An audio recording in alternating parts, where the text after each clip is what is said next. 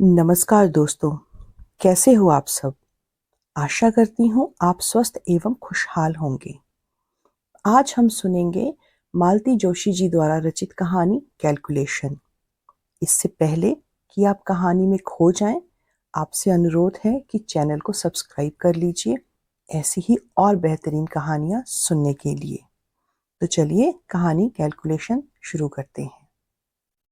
8:30 बजने को थे और पिंकी का अब तक कोई पता नहीं था। मेरी चिंताओं का ग्राफ बढ़ने लगा था। सर्दियों में अंधेरा वैसे ही जल्दी घिर आता है और शहर में रोज होने वाली घटनाएं मन को डरा देती हैं।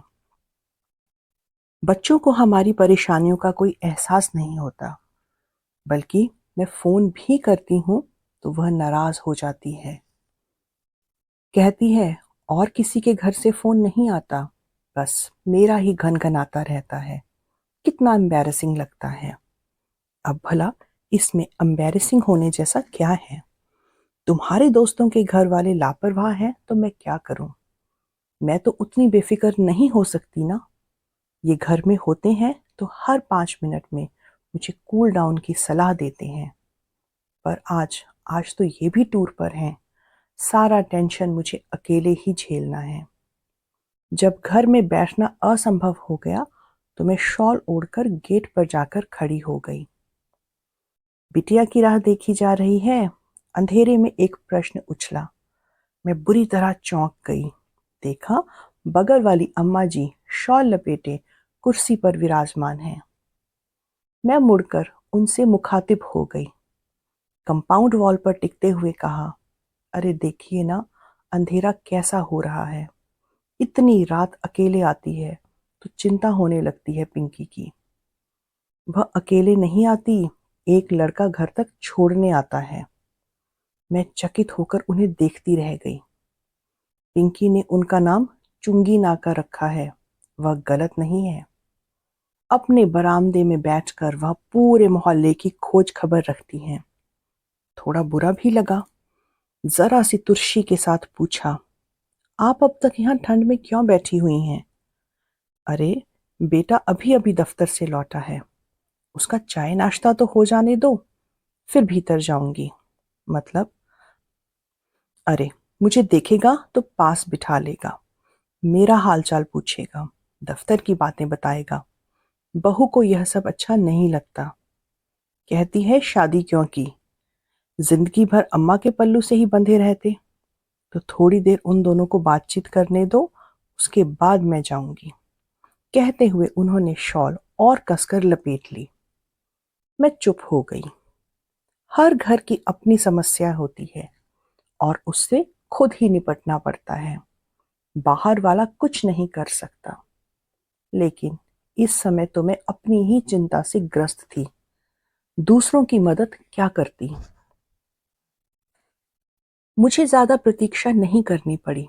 कुछ ही देर में मेरी समस्या यानी कि पिंकी रानी पधार गई। साथ में वह लड़का भी था। पिंकी बाहर से ही चिल्लाई, मम्मा वहां ठंड में क्या कर रही हो? अब उस लड़के ने मुझे देखा, झेप कर बोला, नमस्ते आंटी। नमस्ते बेटा, आओ अंदर आओ, गर्मा गर्म कॉफी पिलाती हूँ। स्कूटर बाहर खड़ा करके वह निसंकोच भीतर चला आया। रोज तो बाहर से ही चले जाते हो, आज पकड़ाई में आए हो, मैंने व्यंग कसते हुए कहा। पिंकी ने कभी बुलाया ही नहीं, मैं तो रोज आ जाऊंगा अंदर कॉफी पीने के लिए।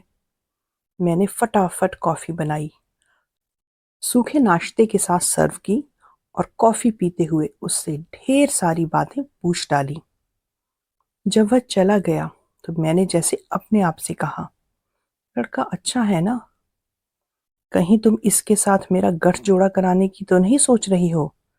एक ही बैठक में उसके खानदान की सारी हिस्ट्री ज्योग्राफी पता कर ली, इसीलिए पूछ रही हूँ, पिंकी ने तमतमाते हुए कहा।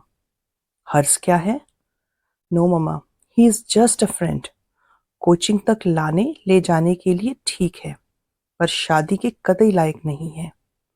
इतने मीडिएटर पर्सन से शादी की बात तो मैं सोच भी नहीं सकती। कैट की तैयारी कर रहा है, सो क्या ऐसे ही? पता है मम्मा, यह उसका तीसरा अटेम्प्ट है। तो तुम कौन सा पहली बार में ही निकल जाओगी पिंकी रानी? मम्मा, आपसे तो बात करना ही बेकार है, उसने तुनक कर कहा और कपड़े बदलने चली गई। इन लड़कियों को समझना सचमुच बहुत मुश्किल है। पिछले साल तक सुनील नाम के एक लड़के से अच्छी खासी दोस्ती थी। दोनों ने टेबल टेनिस में कॉलेज को कई बार रिप्रेजेंट किया था। फिर यकायक उसका आना बंद हो गया। मैंने पिंकी से पूछा तो बोली, जनाब खेल खेल में लाइफ पार्टनर बनने के सपने देखने लगे थे।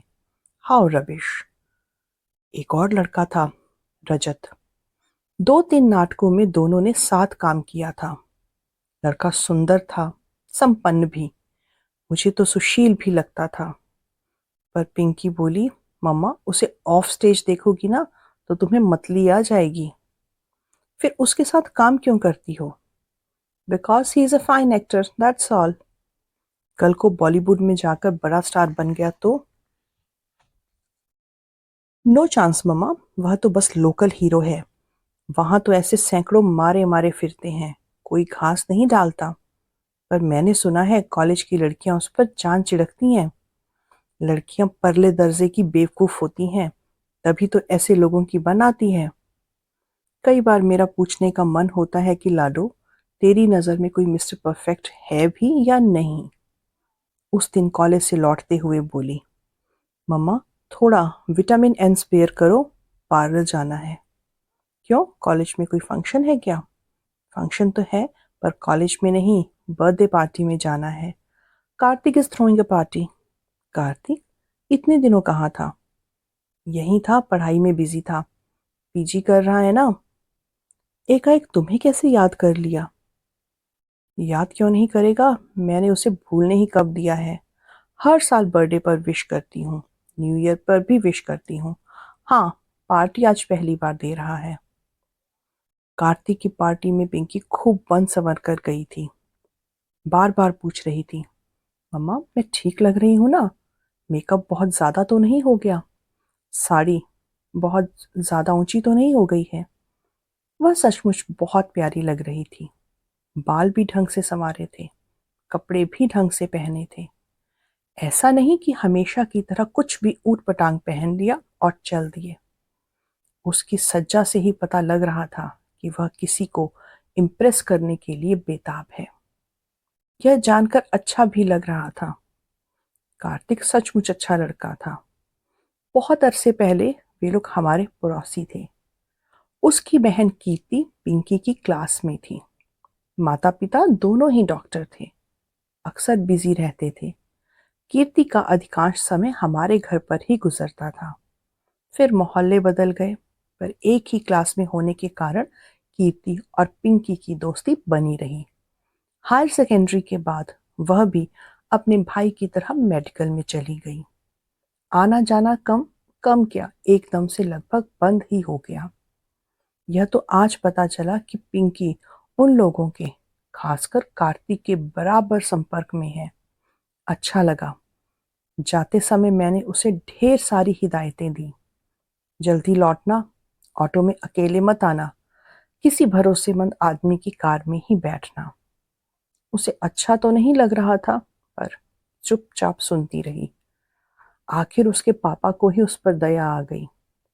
झल्ला कर बोले, बस भी करो अब तुम, लड़की अब बच्ची नहीं रही है, खासी बड़ी हो गई है। इस बात को तुम कब समझोगी? बच्ची नहीं रही, बड़ी हो गई है, इसीलिए तो इतनी फिक्र हो रही है। पर यह बात पुरुषों के दिमाग में कभी नहीं आती। फिक्र करने का जिम्मा जैसे माँ ने ही उठाया हुआ है।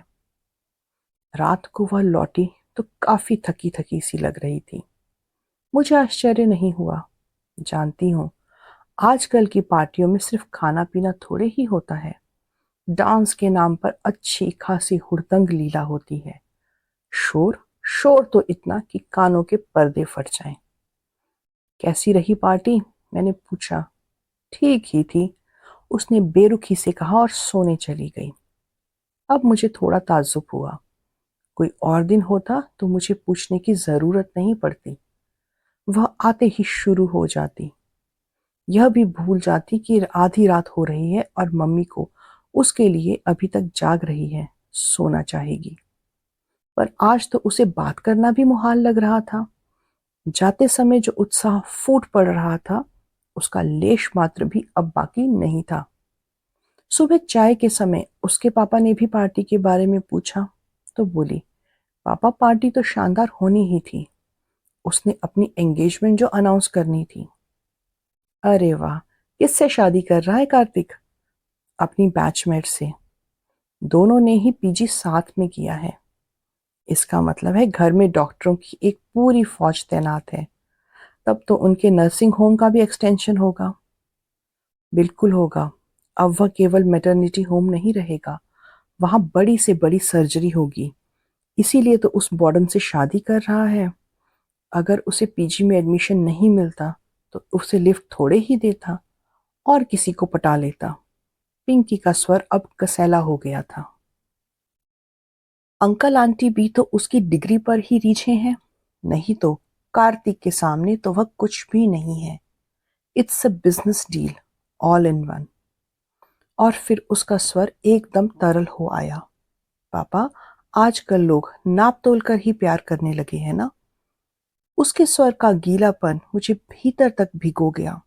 मन हुआ उसे गले से लगाकर सांत्वना दूं, कहूं कि लाडो, इसमें कार्तिक का क्या दोष है?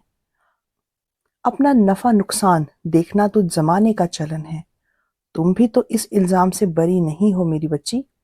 वैसे भी टूट कर प्रेम करने वाली पीढ़ी अब रही कहाँ। वे लोग तो कब के इतिहास बन गए। तो दोस्तों, ये थी आज की कहानी। कहानी कैसी लगी हमें कमेंट करके ज़रूर बताइएगा। अगर कहानी अच्छी लगी तो इसे लाइक कीजिए और शेयर कीजिए। और ऐसी ही और बेहतरीन कहानियाँ सुनने के लिए चैनल से जुड़े रहिए। तब तक अपना ध्यान रखिए और शुभ रात्रि।